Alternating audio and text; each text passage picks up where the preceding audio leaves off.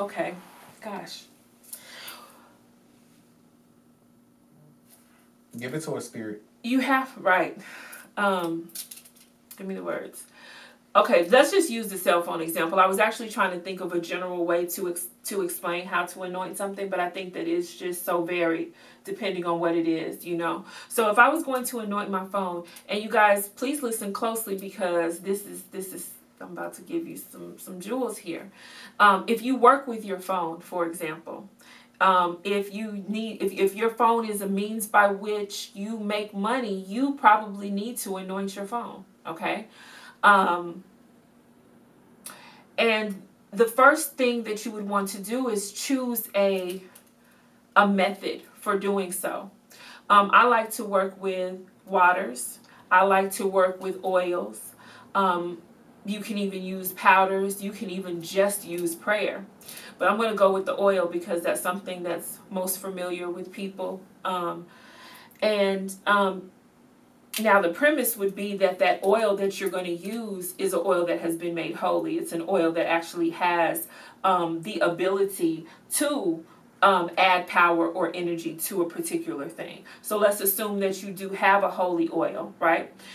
You're just going to take that oil and apply it to your phone along with prayers. And that's really how you anoint anything. You just take a particular product or substance that is holy, that has the ashe or the intentions or the power already in it, and then you apply it to the person or the thing or in the place that you are attempting to anoint. Okay, so what if someone were to go through Kroger's 99-cent seasonings and $5 olive oils, on that grocery list, give them a list of 5 things that they can just pick up for less than $20. Lemons, you need the peels, okay?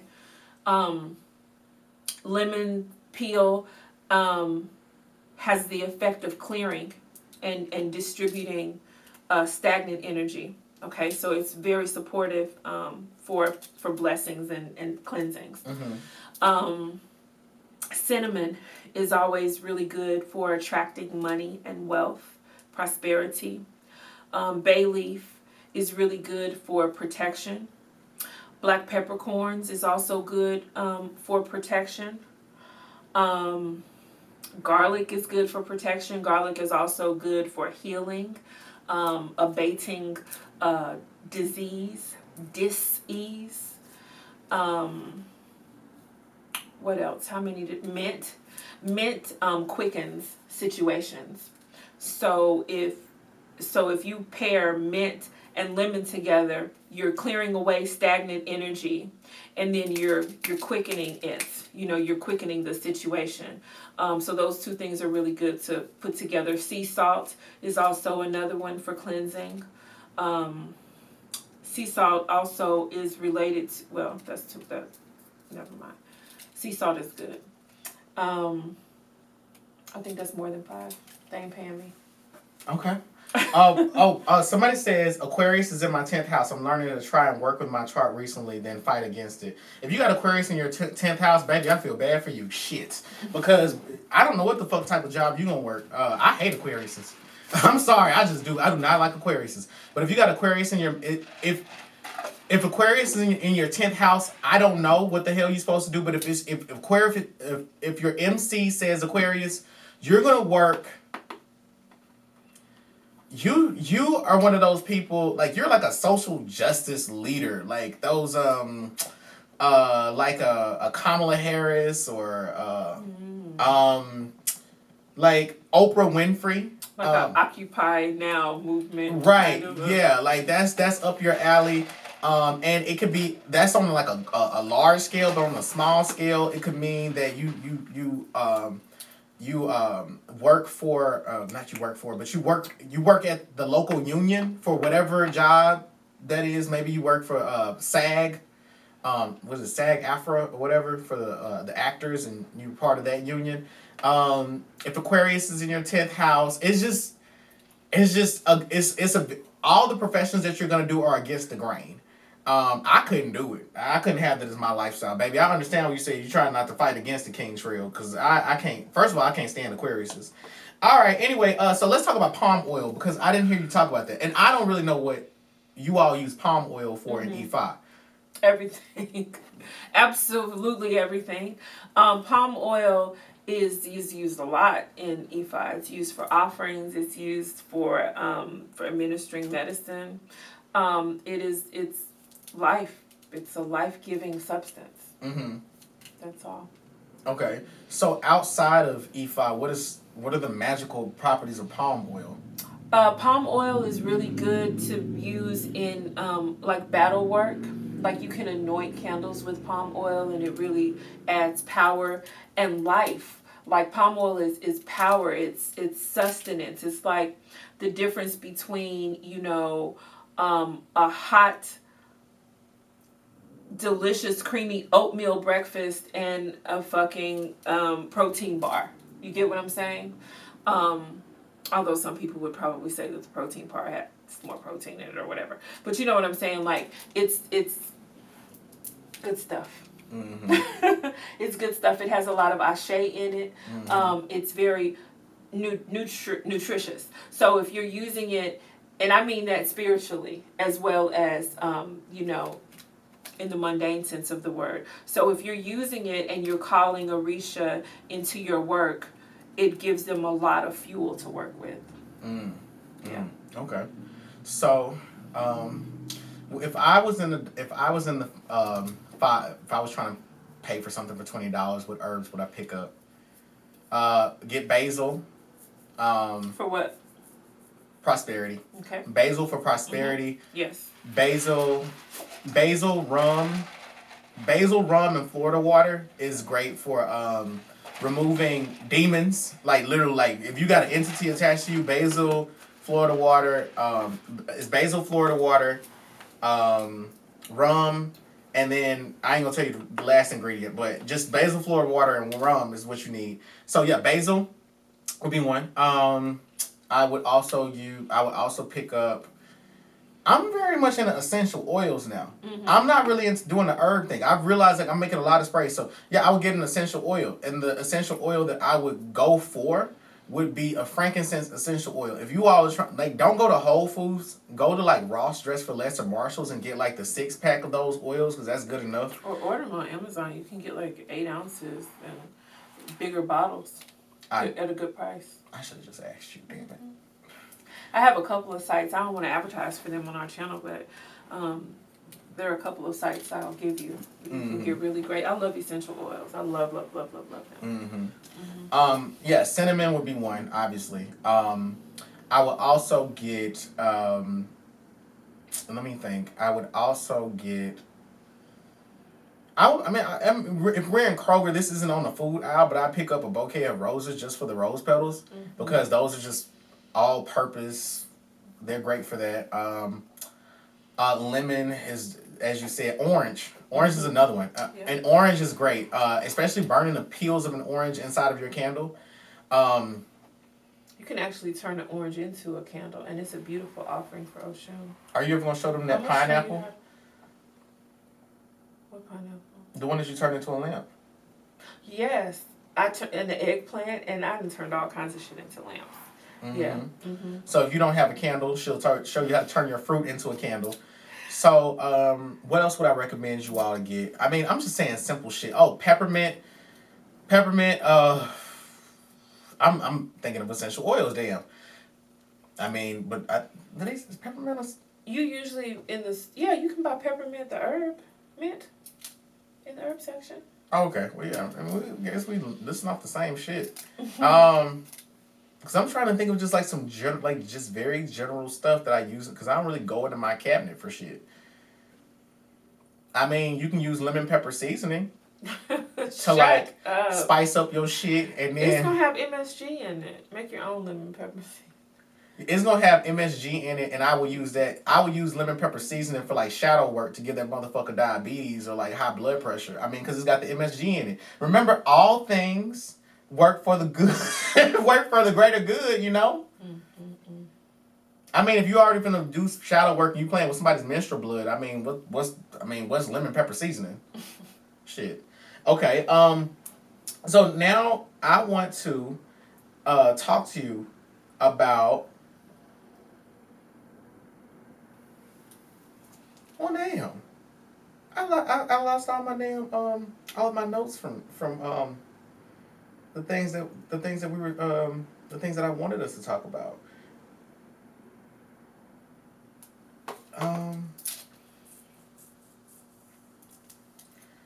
Yeah. So let's talk about Orisha candles. Like, this is something I'm really curious about. Orisha candles.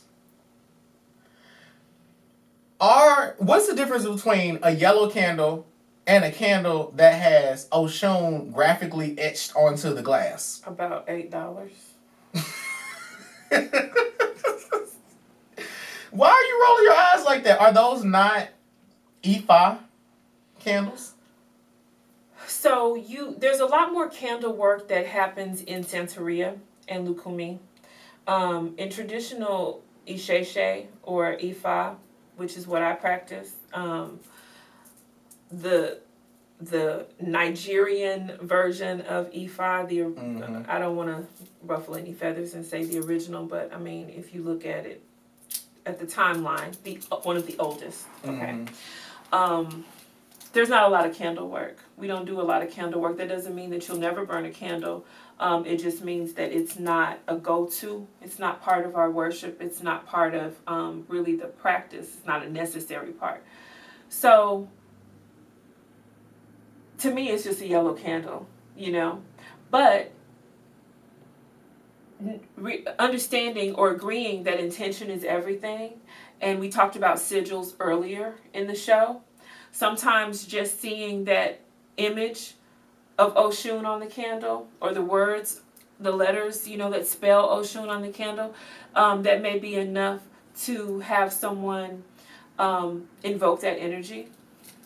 You know, it may help with the intention setting and that kind of thing. But there's certainly nothing intrinsic about that yellow candle with Oshun written on it that has anything to do with the Orisha. Okay. Let me fabricate a real world example, and then I want to get your advice on it. So let's say I'm uninitiated, and I went to a certain shop where they got demons in the crystals, and I picked up an Oshun candle, and I'm not initiated, and I went into a Facebook group and put up like 5 sunflowers from Hobby Lobby, a yellow cloth, and then Oshun candle, and said I was practicing Ifa. I know we're not trying to go down that route, but given the fact that candles are not used as commonly in Ifa, that doesn't mean that it's not okay. Right. You know, I mean, okay. I give all credence to Santeria. I'm not familiar with the practice of it. Well, I am familiar with it, but it's not my path. It's not my practice. So I can't really offer a lot of commentary on it, but it doesn't mean that when I see it being practiced, I'm just like, oh, whatever, that's nothing. You get what I'm saying? I don't think that what you described is a person practicing Santeria either, though. I think that's just... No, they said they were practicing Ifa. Oh, practicing Ifa? Well, keep practicing. You might actually get it one day after you initiate. Okay. So let me ask you this. How do you separate, like, do you bring in, okay, when you're practicing Ifa, do you bring things outside of it into Ifa? Like, do you incorporate candles into your work and call it Ifa? I do. I don't necessarily call it Ifa. I don't do that. Okay. Okay, I don't do that. I am still in the process of learning Ifa.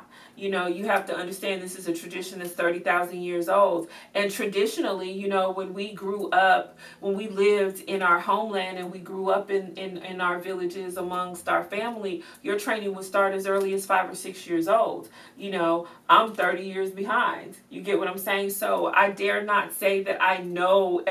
I've just begun to scratch the surface when it comes to Ifa. But I am a priestess, and that is my in my blood, and that's who I am. And so because of that, I have learned to incorporate all different kinds of things into my personal practice. You know, I'm a scholar of religion. I've traveled all over the world, and you know, we spoke about the class I took in Morocco earlier. You know, I am always adding to my knowledge base so that I can do different things. So I incorporate a lot of different things into my personal practice, but I don't do that and call it Ifa. Ifa is a very it's a culture. You know, it's a very specific way of doing things, and I respect the culture. Yeah. Okay. And so you would, if that were me, you'd educate me and say, you know, I think that this is probably it's a beautiful altar. Yeah, I think it's a beautiful altar. I think it's a great start. Right. You know, familiarizing yourself with the energy of Oshun. It's beautiful that you're making offerings to her. You got the numerology right. 5 is her number. Yellow is her color. Right. But if you really want to access that energy and tap into it, you need to initiate into the cult of Oshun. Right. Right. You know. And so, this is probably like a dumb question, but what if somebody asks, like, well, if you all don't use candles in the Ifa, what else can I use as a non-initiate that I'm allowed to use to replace the candle? Like, what else could I put in that space on the altar? Well, what are we talking about? Because in Ifa, we really you don't have an altar, you have a shrine, and your shrine is composed of the Orisha that you've been initiated into, or that you've received through ritual and ceremony. It's just a completely different way of doing things, you know. Ifa, we don't work with altars, and our shrines are on the floor. You get what I'm saying? And so it's a different world. Thank you for clearing that up for people, because I've seen so much. I've seen it on Facebook. I've seen altars. I've seen candles, and I've been wondering myself, because I've not seen that from you. And okay. Yeah, I mean, I have altars all over my house and all over my space. You know. Yeah. But again.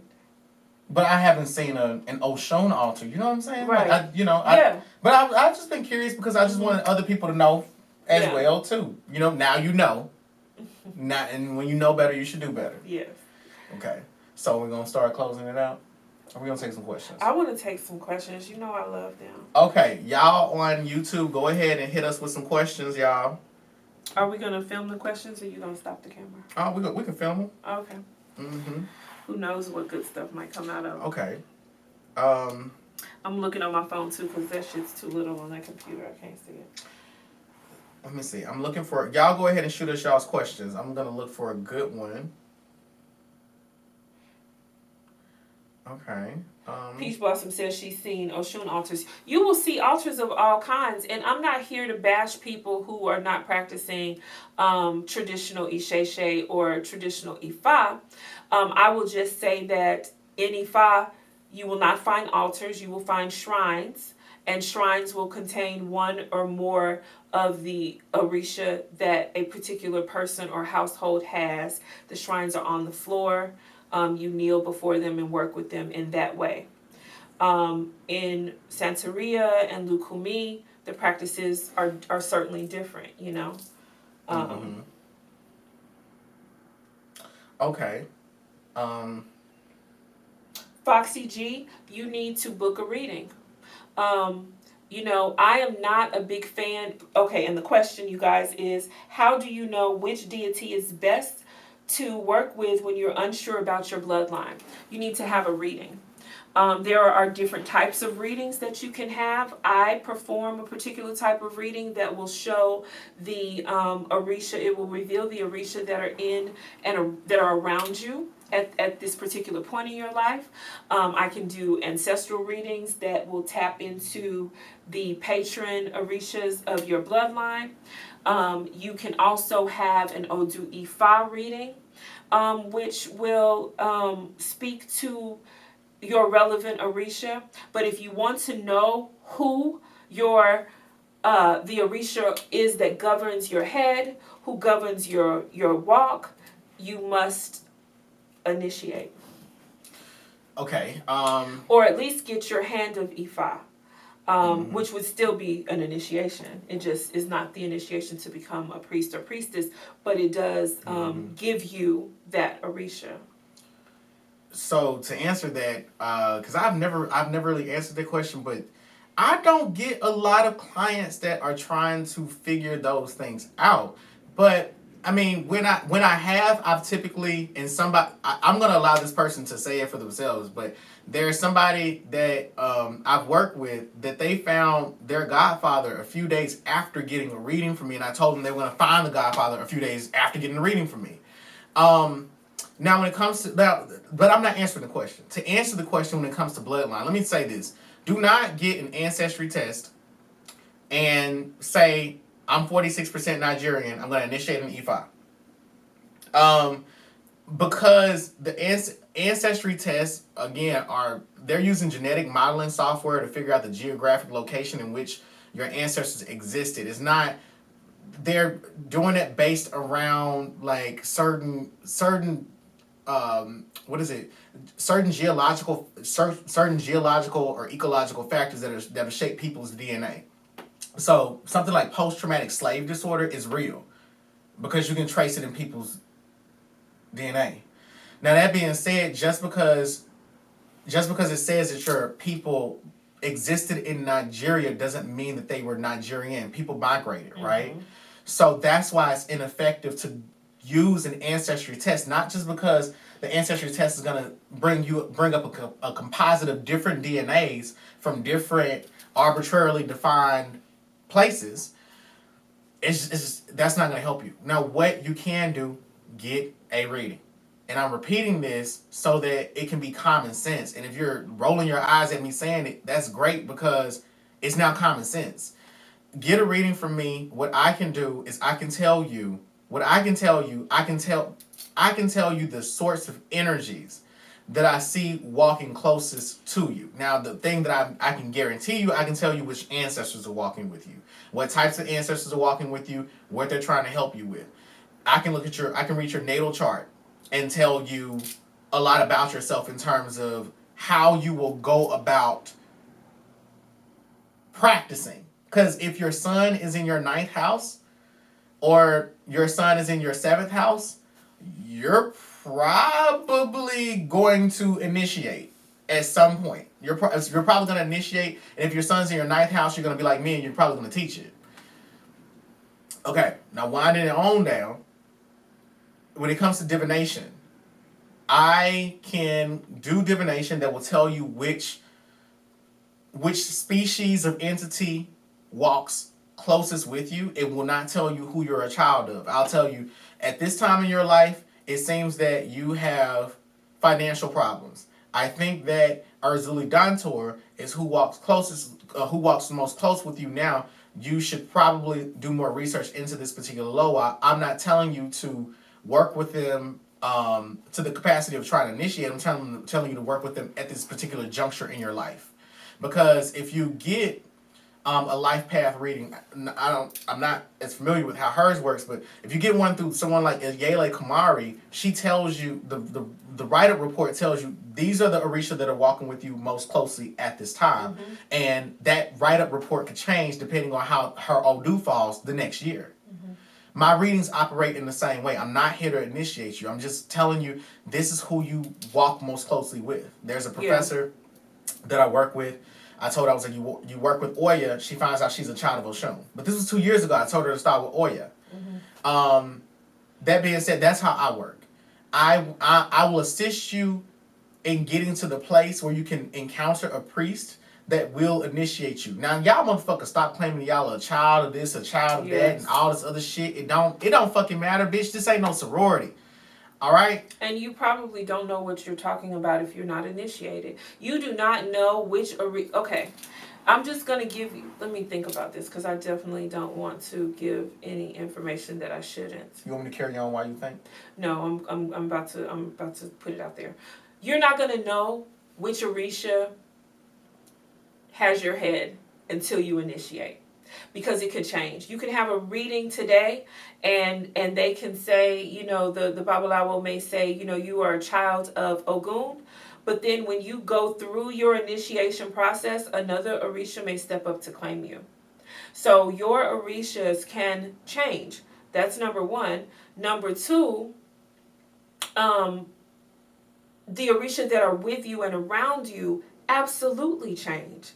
You know, it depends on what you're going through, what you're dealing with. If you're having a really rough time in your life right now, you're probably going to have some warriors around you supporting you. You're going to have a lot of warrior energy around you. You're going to have a lot of ancestral energy around you. If you're in a time of peace and abundance, you're going to have more maternal energy, more Yimi Ya, and more, you know, Oshun energy around you. So it just depends on what's happening in your life and what you need, because the Orisha are here to support us, but they are also here to create change. You know, so it may be that if your life is upside down, you got Oya around you shaking shit up, trying to make you better, put you in a better position. Okay, so the Orisha that walk with you will absolutely change. The Orisha that has your head, I'm going to say that the best way to know that, the only way to actually know that for sure, is to initiate, to open the Odu Ifa and to speak directly to, or have the oracle speak directly to you. That's the only way that you know it. I could tell you all day long, well, it looks like you're a child of this Orisha or that Orisha, but really what I'm saying is that Orisha is really, really strong with you right now, and they seem to be governing your head at this time, or they seem to be, you know, walking with you, governing your feet, your journey. But you have to get initiated to really get that information, and don't let anybody lie to you or tell you otherwise. The other thing that I want to say, I want to just piggyback on what you said about people saying, I'm a child of this, I'm a child of that. First of all, you guys are over humanizing and over romanticizing the Orisha. Peach Blossom said that she has clients who talk about being a child of Oshun as if it's, you know, like being on the show, she's got to have it. You know, because you have Oshun, or because you've been told that you're a child of Oshun, now you can be a hoe. No. First of all, Oshun is not a woman. Oshun is all the fresh water that is on the planet for the 59th time, you guys. Okay? Her energy can be personified, right? The Orisha can take shape in human form. Humans are absolutely influenced by the Orisha, but Oshun is not a beautiful woman. She is all the fresh water that is on the planet. She has female attributes. She influences femininity. So to piggyback off of that, what she said in a sociologically, Oshun can't be a woman because being a woman is a human being. That's it. The end. Femininity is energy. Right. Because you got feminine men. Right. Oshun is associated with feminine energy because, I mean, number one, water is a feminine element. Right. Which is governed by the moon, a feminine planet. Right. Venus is the goddess of love, beauty, attraction. That energy, that the way Venus works is it's feminine because it's inward. It's about pleasure. You know what I'm saying? So when you think about metaphysics, just the generality of metaphysics, Oshun is feminine energy because, I mean, you think about all of the when you analyze all of the descriptions of Oshun and you associate it either with a masculine polarity or a feminine polarity, she falls mostly into a feminine polarity. I understand why you all want to personify her as a woman. I want to also educate you all a little bit about Haitian Vodun and how it works when you find out who you're a child of. Do not be like me. Don't be like me, be better than me. Back in 2017, I set up an altar to Barone Samedi because Divine Atasa told me how. And I set up the altar. I made my Gatorade bottle with my Bacardi habanero peppers in my cigarette. So that's actually how you make it. So I just told you all how to do it. I did it, and I made $900 in a week in psychic readings. I would not advise you all to do that because that was some dangerous ass shit. I was really presumptuous at the time. I was one of the motherfuckers, and this is what happened. I Googled, I said, Haitian voodoo Loa. And I said, I'm finna find out who has my head. My computer, I swear to God, my computer froze on the photo of Barone Samedi. And it's that typical one where he in a purple hat, he a cartoon, he got the cigar and smoking like this. Alright, so my computer froze, and I said, oh, I'm gonna try the Barone. That's how I did, because my computer froze on a photo of Barone Samedi. And then I liked the little description I read on Wikipedia. And I chose to be a child of Barone. I dyed my hair purple. You did. Got a reading through Callista. Callista said, you are a child of the Gay Day. And then she said, but you need to get that verified through a priest. And then I found out, I did this shit back in June of 2017. And I ain't found out I was a child of Barone until May of 2018. Now, you find out who you are a child of through a consultation. If you want to know how much it costs, $111, and you will money order that shit to my godfather. He'll tell you who you're a child of. Now, finding out who you're a child of is expensive because it's like, well, now that you know, what you gonna do with the information? Now that you know, you must do. Sometimes, and it's That's the seven spiritual principles video. It's better to not know. It's better to not know than to know and not do. It is. If you guys, if you feel a calling to Ifa, or you believe that you have some bloodline association with that tradition, I can do a reading for you. I am able to, like I said before, tell you about the Orisha that are walking with you. I may be able to identify who has your head at this time, but I just want to make it clear to you that the way that you find that out, like Negzo just said, is to have a consultation with the Odu Ifa, and that can be done by a Babalawo, and I can definitely refer you out if you want to have that service. But I'll refer you to my Babalawo, who I study under. But like Negzo said, once you open that door, there are other responsibilities that come with it. So a lot of you guys are around here playing, talking about you a child of this one and a child of that one, and really you a child of your mom and your daddy because you haven't committed to anybody or anything, and you're playing with the Orisha acting like they're your best girlfriend. And once you find out, especially if you get a reading through me, and when you find out through me that anybody walks with you, it's going to be working with me becomes much more expensive because my expectation that's been Barone is putting on me is that you're going to use the information to better your life. Better your life. Exactly. So I'm not altering information. I work with a Candomblé priest who lives in Oregon, and this Candomblé priest is got the trifecta. So you know who I'm talking about when you watch this video, the trifecta.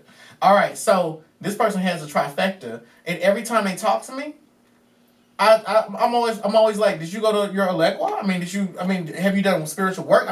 This is who you're supposed to be going to for this issue.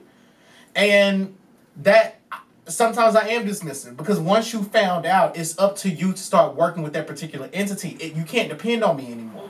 You can't be handicapped on me anymore. And perhaps that is... He's not even under your jurisdiction anymore. Exactly. You're under my jurisdiction once you don't know.